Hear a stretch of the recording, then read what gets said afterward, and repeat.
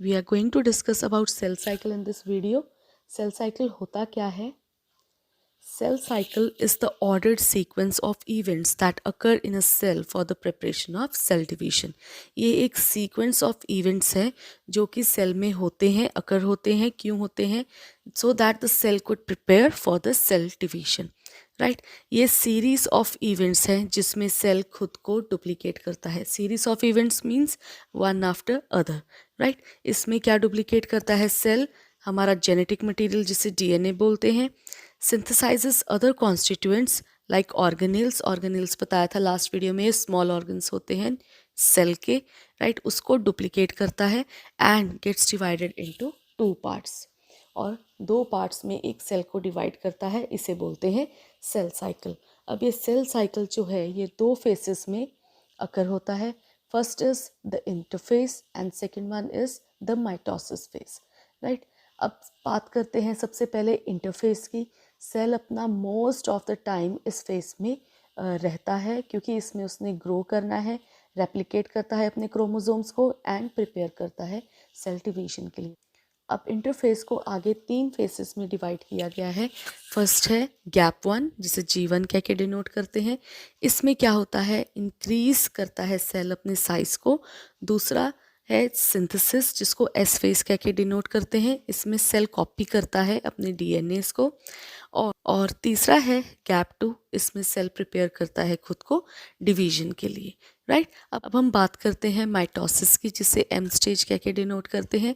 इसमें फाइनली जो सेल है वो डिवाइड होता है यानी कि division of sale tax place. और ये जो फेजेस है ये क्या क्या इंक्लूड करता है? First is prophase, second is metaphase, third is anaphase and fourth is telophase. अब इसको हमने इसी सीरीज में पढ़ना है, ये नहीं कि मेटाफेज पहले लिख दिया, एनाफेज बाद में लिख दिया, प्रोफेज बाद में लिख दिया. बिल्कुल इसी सीरीज में ही आंसर आपने लिखना है. इसको पी मैट करके याद कर लीजिए. सेकंड हम बात करेंगे इसकी डिटेल्स में कि इंटरफेस क्या है और माइटोसिस फेज क्या है. अब सबसे पहले शुरुआत करते हैं इंटरफेस के साथ. इंटरफेस जैसे कि पहले बताया है ये वो फेज़ है जिसमें सेल सबसे ज़्यादा लंबे पीरियड तक रहता है. राइट इसमें अब हम पढ़ेंगे गैप 1 यानी कि first phase of interface. Gap 1 को G1 कह के भी डिनोट करते हैं. और इसमें क्या होता है? This is the first and the longest phase of the interface. Right ये सबसे लंबा फेज है और सबसे पहला फेज है जिसमें सेल खुद को प्रिपेयर करता है. Cell grows in size and volume. Cell is metabolically active and perform all important functions. Right इसमें जो सेल है वो रेस्टिंग पीरियड में नहीं होता है, वो मेटाबॉलिकली बहुत ज़्यादा एक्टिव होता है और सारे इम्पॉर्टेंट फंक्शंस को परफॉर्म करता है. सेल्स इसमें एंजाइम मेक करता है, आरएनए एंड प्रोटीन भी प्रिपेयर करता है ताकि सेल ग्रोथ हो सके और सेल की फंक्शनिंग जो है वो प्रॉपर चल सके. इस स्टेज में some cells receive signals to divide and they enter into the S phase. अब इस फेज में 2 चीज़ें होती हैं. एक तो सेल्स को सिग्नल मिलता है ताकि उन्होंने आगे डिवाइड करना है और एस फेज में एंटर कर जाना है जो कि हमारा नेक्स्ट फेज है. एस फेज किसको कहते हैं? सिंथेसिस फेज को. राइट और कुछ सेल्स होते हैं जिनको सिग्नल नहीं मिलता तो वो क्या करते हैं? वो G0 फेज में एंटर कर जाते हैं. अब G0 फेज कौन सा है? This is also known as the non dividing phase. इनमें सेल्स जो हैं वो चले जाएंगे जिनको सिग्नल नहीं मिला है डिवीजन के लिए. राइट ये नॉन डिवाइडिंग फेज है. अब आगे क्या होता है? इसमें सेल्स डिवाइड नहीं करते हैं बट ये कोई फालतू सेल्स नहीं है, ये वो सेल्स हैं जो मेटाबॉलिकली एक्टिव रहते हैं बट ये रेप्लिकेट नहीं करते हैं. राइट फॉर एग्जाम्पल है हार्ट सेल. अब हम नेक्स्ट फेज़ की बात करते हैं सिंथेसिस और एस फेज़. ये वो फेज़ है जिसमें कि सेल एंटर करते हैं जिन्हें कि सिग्नल मिला होता है कि उन्होंने आगे जाके डिवाइड करना है. राइट इस फेज़ में एंटर करते ही सेल्स का क्या काम होता है?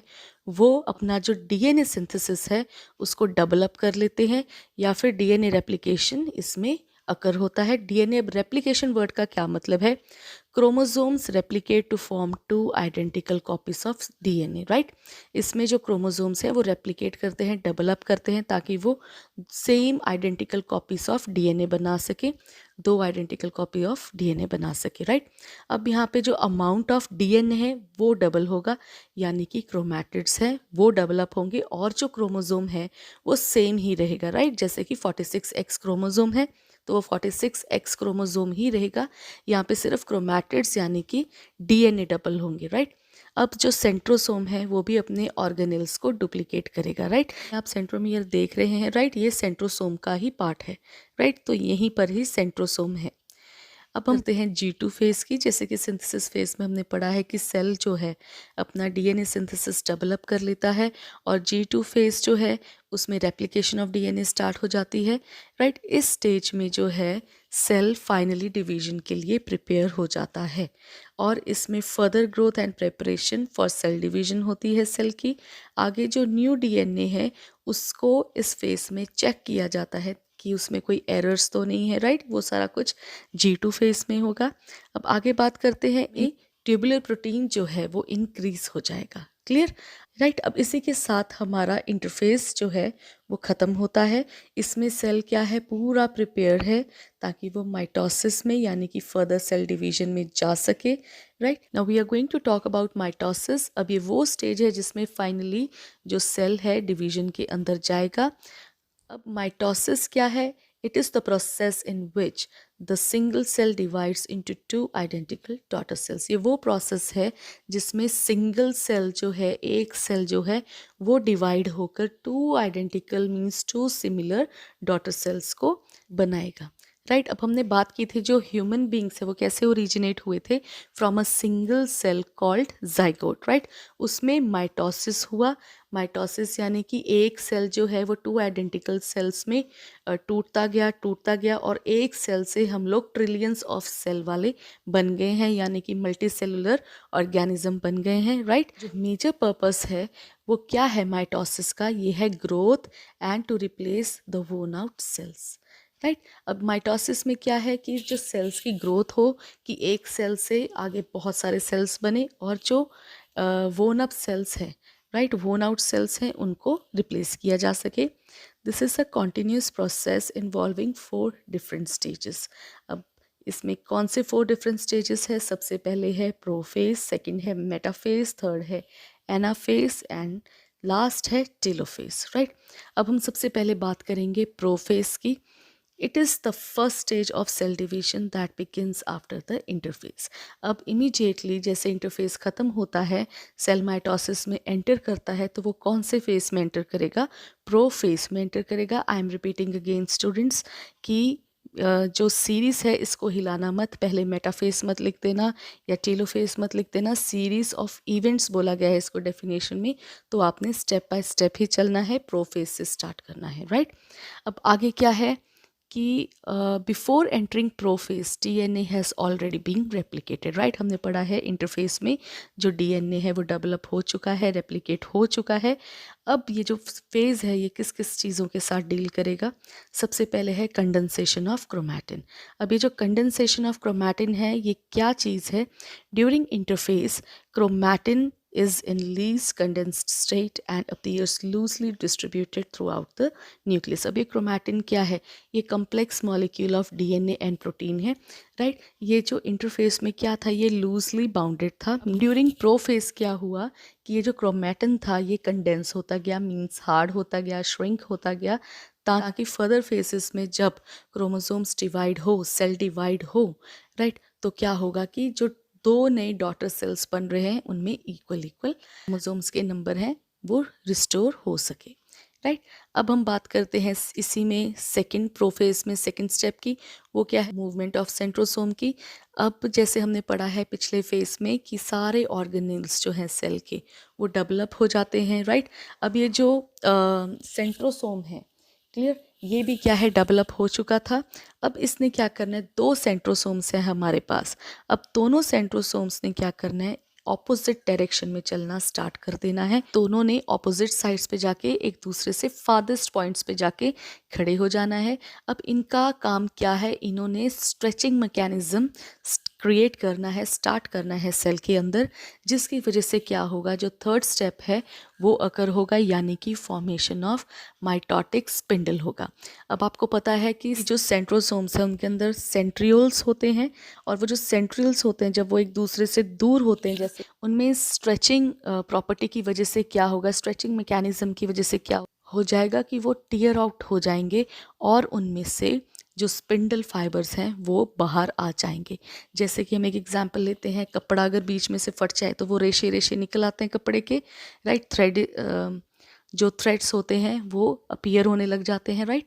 तो क्या है, सिमिलरली यहीं पे होगा, जब सेंट्रियोल्स यानी कि सेंट्रोमियर्स जब दूर जाएंगे, सेंट्रियोल्स जो हैं बीच में से टीयर ऑफ हो जाएंगे, वो क्या फॉर्म करेंगे, माइटोटिक स्पिंडल फॉर्म करेंगे, राइट। और ये जो माइटोटिक स्पिंडल है, अब आप देखिए ऊपर डायग्राम में प्रोफेस में कि जो सेंट्रोसोम्स है कैसे एक दूसरे से दूर जा रहे हैं, और माइटोटिक स्पिंडल्स, वो जो बीच में थ्रेड लाइक स्ट्रक्चर है वो क्या है, माइटोटिक स्पिंडल है। अब वो क्या करेगा, जैसे एक दूसरे से फार्देस्ट पॉइंट्स में जाके ये खड़े हो गए, तो क्या होगा, ये पूरा जो है न्यूक्लियर एनवेलप को ये कवर कर लेगा, राइट। अब ये पूरा न्यूक्लियर एनवेलप को कवर करेगा तो इसके प्रेशर से क्या होगा, जो न्यूक्लियर एनवेलप है वो टूट जाएगा, न्यूक्लियस टूट जाएगा और डिसअपियर हो जाएगा, जिसकी वजह से जो बीच में डीएनएस वगैरह है, क्रोमोसोम्स हैं, राइट, वो क्या हो जाएंगे, बाहर आ जाएंगे, और ये जो माइटोटिक फाइबर्स हैं ये इनके साथ स्टिक कर जाएंगे, राइट। क्रोमोसोम के कौन से पार्ट के साथ ये स्टिक आउट करेंगे, काइनेटोकोर करेंगे। अब ये काइनेटोकोर कहाँ पे है, जहाँ पे हमने सेंट्रोमियर पढ़ा था पिछले डायग्राम में, एस फेस में जाके देखिए, सेंट्रोमियर जहाँ पे शो किया गया है, सेंट्रोमियर के बिल्कुल ऊपर जो है राउंड अबाउट, ठीक है, वहाँ पे एक प्रोटीन की लेयर है जिसे काइनेटोकोर कहते हैं, राइट। जहाँ पे सेंट्रोमियर है उसके ऊपर प्रोटीन की लेयर जो है वो प्रेजेंट होती है, सर्कुलर फॉर्म में पूरे सेंट्रोमियर को कवर किया होता है उसने, और उसके साथ जो है ये क्रोमैटिड्स जो हैं अटैच होते हैं सेंट्रोमियर के साथ, उसके थ्रू मींस अटैच होते हैं, राइट। अब उसमें क्या होगा, ये माइटोटिक स्पिंडल्स जाके चिपक जाएंगे, राइट, आधे ऊपर की तरफ से एंड आधे नीचे के क्रोमैटिड्स की तरफ से, राइट। आगे हम पढ़ेंगे मेटाफेस के बारे में। मेटाफेस में क्या होगा, अब एक इमेजिनरी लाइन आ जाएगी, जैसे कि आपको बताया है कि जो माइटोटिक स्पिंडल है वो काइनेटोकोर के ऊपर जाके चिपक जाएंगे, जो कि सेंट्रोसोम का पार्ट है, सेंट्रोमियर का अपर वाला पार्ट है, राइट। उसमें क्या हो जाएंगे, अब ये चिपक जाएंगे, उसकी वजह से अब स्ट्रेचिंग मैकेनिज्म जो है वो कॉन्टीन्यूसली चल रहा है, राइट। अब ये जो क्रोमोसोम्स हैं वो एक इमेजिनरी लाइन में अपीयर हो जाएंगे, जिसे कि मेटाफेस लाइन भी कहते हैं, राइट। अब आप डायग्राम में देख सकते हैं कि कैसे न्यूक्लियस टूटा और जो बीच के क्रोमोसोम्स थे वो एक लाइन में अपीयर हो गए हैं, राइट। और उनको साइड से स्पिंडल फाइबर्स ने जो है टाइटली पकड़ा हुआ है और एक ही लाइन में लेके आए हुए हैं। This helps to ensure that sister chromatids are split evenly between the two daughter cells, right. अब क्या होगा, जो सेंट्रोसोम है, ध्यान से इस डायग्राम में देखिए कि जो क्रोमोसोम्स है, राइट, उनका सेंटर वाला पार्ट जो है जहाँ पे दो क्रोमैटिड्स ज्वाइन कर रहे हैं, ठीक है, क्रोमोसोम की तरफ देखो, उसके जो बीच का पॉइंट है, राइट, वहाँ पे क्या है, काइनेटोकोर प्रेजेंट है, क्लियर। वहाँ पे जाके जो है स्पिंडल फाइबर्स देखिए ऊपर की तरफ से भी चिपके हुए हैं और नीचे की तरफ से भी चिपके हुए हैं। अब ये क्या है, कॉन्टीन्यूसली स्ट्रेचिंग मैकेनिज्म क्रिएट करी जा रहे, जिसकी वजह से क्या होगा, ये बीच में से यानी कि बिल्कुल सेंट्रोमियर के सेंटर से स्प्लिट करेंगे नेक्स्ट फेज में, जिसे कि एनाफेज बोलते हैं, राइट। अब हम देखते हैं एनाफेज में क्या हुआ है। अब डायग्राम में इजीली आप देख सकते हो कि जो दो सिस्टर क्रोमैटिड्स हैं वो स्ट्रेचिंग प्रॉपर्टी की वजह से अलग अलग हो चुके हैं, यानी कि सेंट्रोमियर की वो बीच में से टूट चुके हैं, राइट। टू सिस्टर क्रोमैटिड्स एक तरफ चले गए और दो सिस्टर क्रोमैटिड्स एक तरफ आ गए हैं, राइट। अब जो स्पिंडल फाइबर्स हैं जो काइनेटोकोर के साथ अटैच थे, उन्होंने क्या किया, उन्होंने स्ट्रेचिंग मैकेनिज्म क्रिएट करके इनको बीच में से तोड़ दिया। अब आगे जो छोटे छोटे स्पिंडल फाइबर्स है, आप ऊपर मेटाफेस वाले में देख सकते हैं, ठीक है, जो फ्रीली मूव कर रहे हैं, यानी कि जो किसी क्रोमोसोम के साथ नहीं अटैच्ड है, उन्होंने क्या करना है, उन्होंने सेल को जो है एलोंगेट कर ही जाना है और जो सेल को है डिवीजन के लिए प्रिपेयर करना है, राइट। नेक्स्ट हम बात करते हैं टेलोफेज में। अब आप डायग्राम में देख सकते हैं कि जो सेल का स्ट्रेचिंग मैकेनिज्म चल रहा था उसकी वजह से सेल एलोंगेट हो चुका है और नियर बाय है सेल डिवीजन को कंप्लीट करने के लिए, right. Cell like features begin to reappear. अब आप डायग्राम में देख सकते हैं इस फेस में न्यूक्लियस जो है दोबारा से रीअपियर हो जाएगा, यानी कि सारे सेल के जो ऑर्गेनेल्स हैं वो इक्वली डेवलप हो जाएंगे दोनों सेल्स में। क्लियर। प्रॉपर दोनों में सेम जेनेटिक इन्फॉर्मेशन होगी, 46X क्रोमोसोम्स इसमें और दूसरे में भी 46X क्रोमोसोम्स, राइट। और दोनों के पास एक एक न्यूक्लियस है। इसमें लिखा है, देखिए, cell like features begin to reappear, that is reformation of two nuclei. अगर एक न्यूक्लियस है तो उसको हम न्यूक्लियस बोलते हैं, एक से ज़्यादा न्यूक्लियस है तो हम उसको न्यूक्लियाई बोलते हैं, यानी कि यहाँ पे दो न्यूक्लियाई बन चुके हैं, यानी एक सेल में एक है। आप देख सकते हैं डायग्राम में क्लियरली। द क्रोमोसोम डीकंडेंस, अब फिर से जो क्रोमोसोम है वो डीकंडेंस हो जाएगा and mitotic spindle fibres are broken down, right. और इसमें न्यूक्लियस रीअपियर हो चुका है, माइटोटिक स्पिंडल फाइबर्स हैं, अब वो टूट चुके हैं क्योंकि आगे जो है उनका कोई काम नहीं बचा है, राइट। ये था सारा माइटोसिस फेस। अब लास्ट जो है जहाँ पे सेल पूरा पूरा बन जाएगा वो क्या है, साइटोकाइनेसिस है। Now we are going to talk about cytokinesis, that is the final stage of cell division. अब इसमें क्या होगा कि इस स्टेज में डिवीजन ऑफ साइटोप्लाज्म होगा। साइटोप्लाज्म क्या था हमने पढ़ा है कि ये सेल के अंदर जो फ्लूइड है वो प्रेजेंट है, that is present between the layers of plasma membrane and nucleus, right. उसके बीच में जितने भी ऑर्गेनेल्स हैं वो सस्पेंडेड होते हैं, राइट। तो ये जो फ्लूइड है अब इसने इक्वली डिवाइड करना है टू आइडेंटिकल डॉटर सेल्स बनाने के लिए, राइट। अब क्या है, ये जो साइटोकाइनेसिस है इसकी शुरुआत जो है यानी कि डिवीजन ऑफ साइटोप्लाज्म, इसकी शुरुआत हमने देखा था एनाफेज में ही हो चुकी थी जब दो क्रोमोसोम स्प्लिट कर चुके थे। बट ये जो कंप्लीट होगा ये हमेशा कंप्लीट होगा आफ्टर टेलोफेज, राइट। क्या है नेक्स्ट इसमें, the plasma membrane, cytoplasm and intracellular organelles gets equally divided between two cells। और जो सारा सेल है उसके जो स्ट्रक्चर हैं वो इक्वली दो हिस्सों में बंट जाएंगे। जो आइडेंटिकल डॉटर सेल्स डेवलप हुए हैं उनमें इक्वल अमाउंट्स ऑफ सेल का जो है सारा मटेरियल होगा, राइट। जितना भी हमने सेल स्ट्रक्चर में पढ़ा है, जो जो पार्ट्स हमने पढ़े हैं वो इक्वली दोनों में डिस्ट्रीब्यूट हो जाएंगे। क्रोमोसोम्स नंबर जो है क्रोमोसोम नंबर जो है दोनों में 46 होंगे, राइट। तो हमारे पास एक न्यू सेल बन के तैयार है। This is called the cell division, right. So this was all about cell cycle. Hope you understood. Thank you so much.